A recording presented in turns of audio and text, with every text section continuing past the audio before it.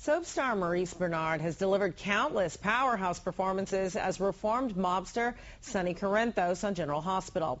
But he and his on-screen character share one thing in common. They both suffer from manic depression. And now Maurice is hoping that his story of survival will help others see the light. His father! You get a lot of highs, and you get a lot of lows. And for me, the lows were incredibly difficult. Maurice Bernard began exhibiting manic symptoms as a teen, but it was years before he was able to get help. With me, the first signs, I think, were that I wasn't sleeping. The way I spoke was really quick, and everything was energetic. And so my mom and dad, not knowing any better, just took me straight to a hospital. His condition baffled doctors. In the beginning, they didn't know what it was. They thought I was an alcoholic, a drug addict. Then they figured out I was going through a breakdown. Once he was properly diagnosed, a combination of therapy and medication set him on the path to recovery. But there were still some bumps in the road. The only problem I had with medication was that I'd go off it.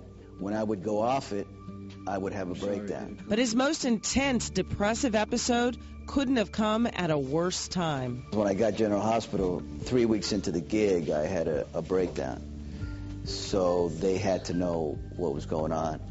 But the beauty of General Hospital for me is that they held my hand and they helped me through it. You know I know what it's like to be abandoned.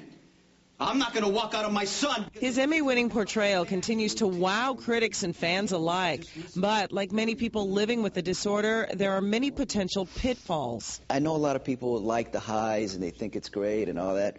But for me, if I have those highs, I know I got to feel that low. I don't want to, because this was so painful to me. Maurice has this message for fellow survivors. I'm very successful, and you can live a very, very manageable life with treatment, with medication, and the support of the people who love you.